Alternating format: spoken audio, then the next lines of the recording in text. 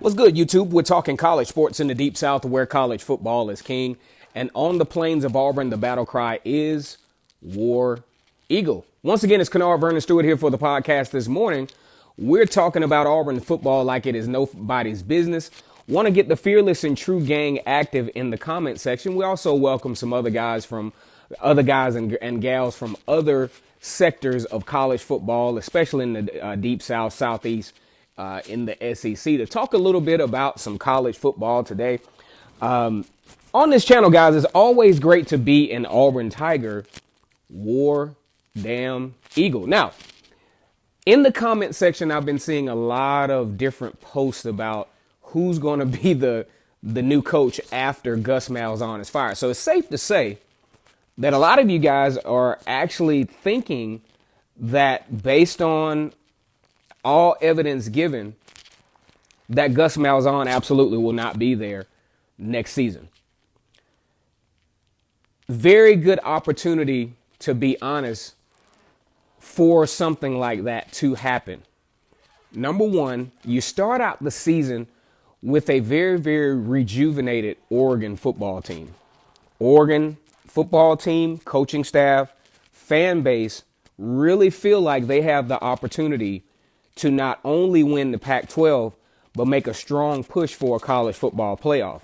And what better way to do it is to defeat an SEC team somewhat on the road, as Oregon has struggled somewhat, or at least struggled under Mario Cristobal's first year with games on the road.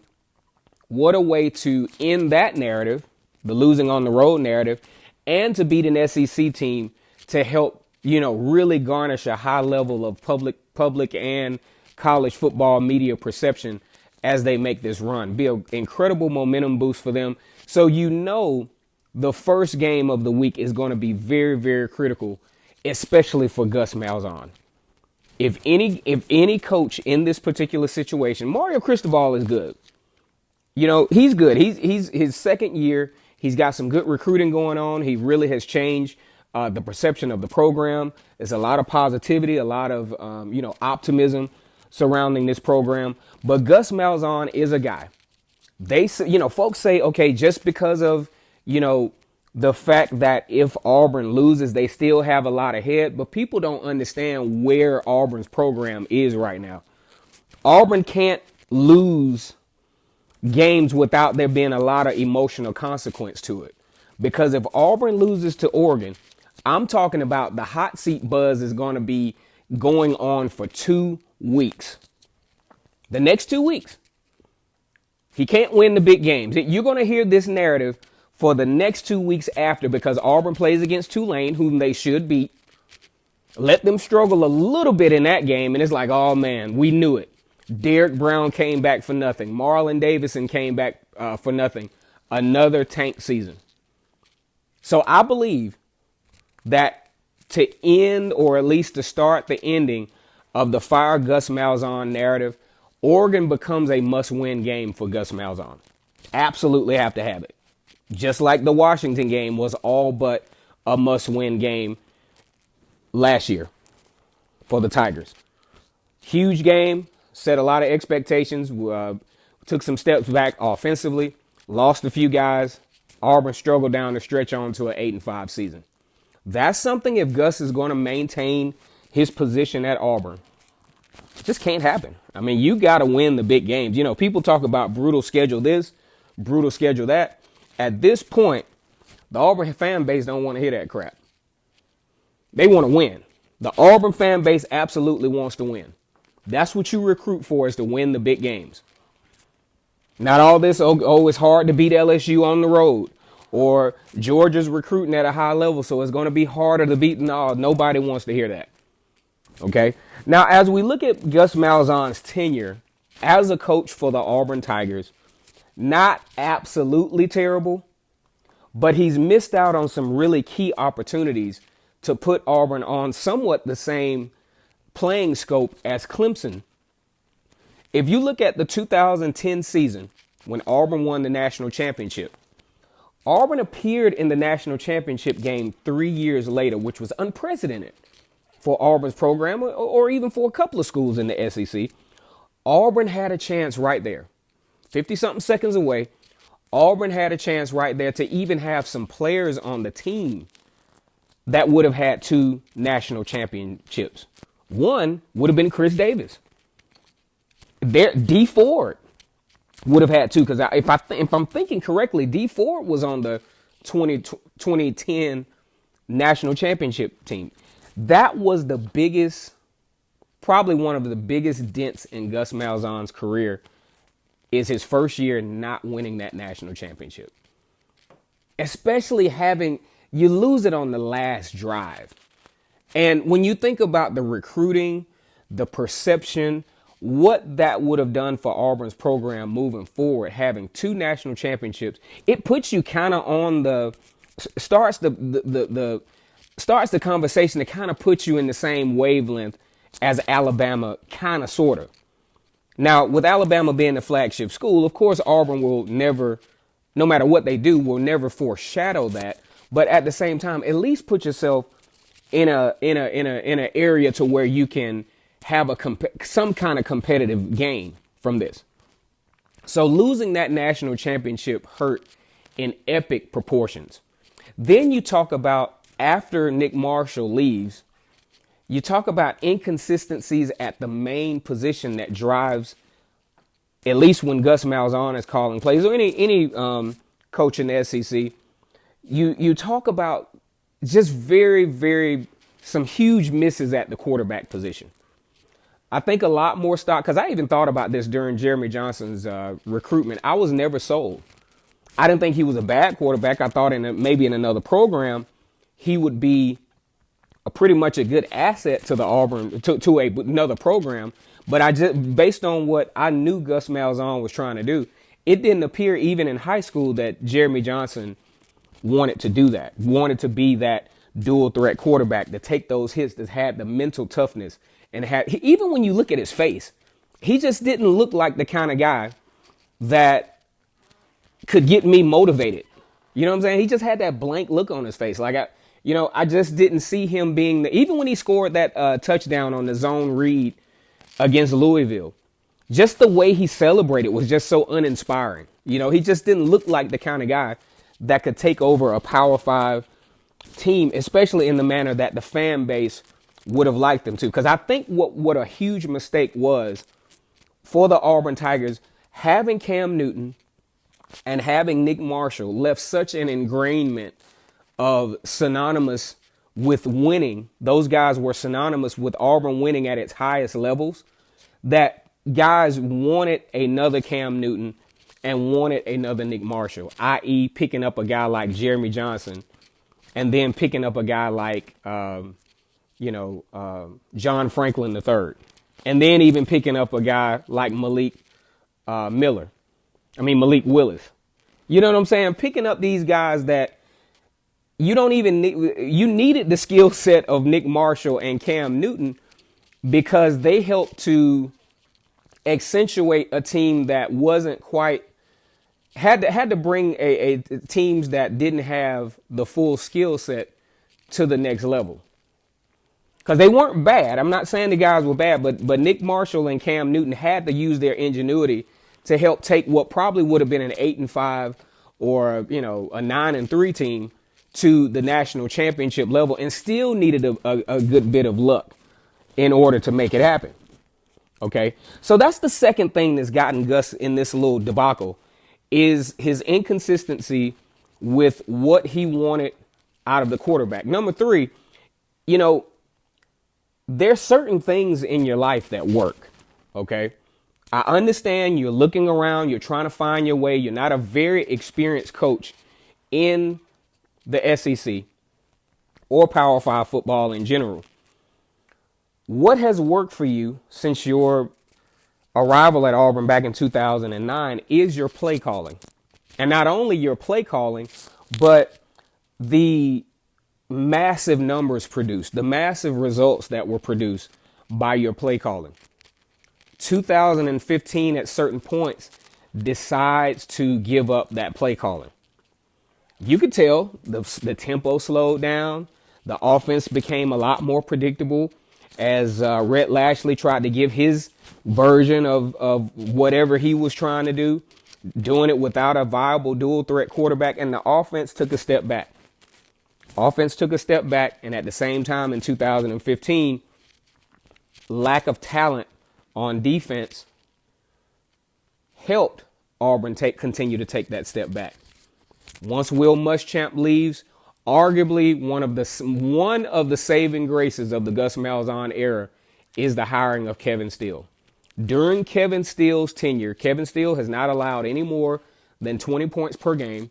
He's kept Auburn, even though the offense put him in disgustingly terrible positions, he's kept Auburn in games. Highest points surrendered, 52 points to Alabama. Very respectable against Georgia last year, even though the offense couldn't bust a grape. Still in that game late in the third quarter. Still, even in the Alabama game, late to middle third quarter, the score was only 31-21 by the time the Tua Tagovailoa onslaught began. So if it had not been for Kevin Steele, just imagine this offense, this abysmal offense that's just not clicking, whether you blame it on Rhett Lashley, whether you blame it on Gus, or whether you blame it on Chip Lindsey. Had it not been for defense, somewhat of a sound defense, and we always thought, what if Gus Malzahn, with the way he calls plays and the mass production of his offense, what if he combines it with a good defense? Well, he gets a good defense and then he quit freaking calling plays. That's what I didn't understand. Like, why would you stop what works? But when you're trying to play the CEO role, see, Nick Saban can play a CEO role because he has a great system around him. Nick Saban has been coaching football for well over 30 years. Some of his experience as a professional football coach helped because he learned what it takes to develop a kid from the college to the professional level. And he can sell that because he's experienced that from both sides. He was a positions coach in the NFL. So he can sell a guy, hey, if you work like this, you're not going to make it into the NFL. Gus Malzahn can't sell that. CEOs can sell things like that because they have the experience to sell it. Maybe in some years from now, when he develops, some offensive coordinators that don't have to call plays exactly like he does, and he has some more experience, he can sell those types of things. But until then, you have to be hands-on as you're starting to develop your program, because Nick Saban wasn't, highly successful in the beginning of his career. So Gus Malzahn decides to stop calling plays, which was not smart. Offense takes a step back. Even with an opportunity in, 2016 with a chance to be the first college football playoff team with 2 losses. Lost to Georgia, lost to Alabama, and then lost to Oklahoma. You're talking about losing 3 out of your last 4 because of recruiting, because of lack of play calling, and just not making the adjustments. There's no way possible Auburn was just way more talented than Georgia in 2016. You just can't lose games like that, which goes to my next point. Losing the inexcusables. There have been some inexcusable losses for Auburn during Gus Malzahn's tenure. Number 1 was the one to Florida State in the national championship. Number 2 were all the ridiculous losses because of miscues in 2014. Absolutely terrible in 2015. Now, I know I'm probably going to get some apples thrown at me for this, but I really don't think the Mississippi, just the way the team's effort was, I thought that was an unnecessary loss for Auburn in 2015. And as a matter of fact, as terrible as Jeremy Johnson was playing, I would have given him one more start. I would have started him one more game. I would have let him play in that Mississippi State game. A little bit lower pressure. You're back home. It's already a wrap. You don't have the Heisman hype no more. Let's see how you do against a manageable team. I would have given Jeremy Johnson that one more game. What did you have to lose? Because you'd already hit critical mass as it is. See if he can recover and have a good game here, kind of like what he had, say, in 2016, I think it was. 2015, when Auburn actually beat Texas A&M, and he had that chance at redemption and had a pretty good game. I think they should have done that for Jeremy Johnson in the Mississippi State game. And if things just got real bad, then take him out. Just take him out then. No, he had a horrible game against LSU, but try him one more time against Mississippi State, then take him out. But just the unnecessary losses, man. Even in I think 2015 was that same year where Auburn lost that game in overtime, lost the game against Georgia in, had them beat, fumbling on the goal line, all those different things to where it put Gus on the scope like, man, your degree of separation from being a 10-win team each year is just so small. Like, it's just literally a game of inches for Gus Malzahn. But what he has to understand is that's what attracts recruits, winning football games. And they're looking at your record and they seeing 8-4, 7-6. And then you dissect the 2017 season, a lot of that stuff that happened, I'm not saying was luck, because I think that's a very elementary thing to say, but it's very unlikely and non-sustainable, which showed in 2018, for you to win in that manner. Okay. So, and losing the bowl game to UCF, you're off the hot seat. You get the contract renewed, 7-year, $49 million, freaking ridiculous contract. Then you put yourself back on the hot seat and you lose the UCF. I mean, I just don't get it. That's a game you got to win. I don't care what's going on. You got to find a way to get I don't want to hear this. I don't want to be here crap. Auburn was in no position based on the 2017 season to say they didn't want to be anywhere. Just because you beat two number one teams in November, that does not give you any type of, you just came off of a 8-5 season. That doesn't give you any kind of credibility to say you don't either want to play in a game or you don't want to put forth max effort. Absolutely ridiculous and absolutely unacceptable. That's one of the reasons why Gus is on the hot seat. And a nosebleed away. I mean, literally a nosebleed away from being fired in 2019. So when we really look at Gus and, we understand he's inexperienced. We understand he's done some relatively good things. But is it enough? Is it going to be enough to get Auburn to that consistent level of play that I believe Alan Green and the rest of the athletic department are expecting from the highest income earner on campus? Gus Malzahn is responsible for the highest level of income that's earned on that campus. He is the football team in the South. Auburn goes to the Final Four. That's all great and good. But Auburn making it to the college football playoff from a financial standpoint has way more impact. And let's just be real about it.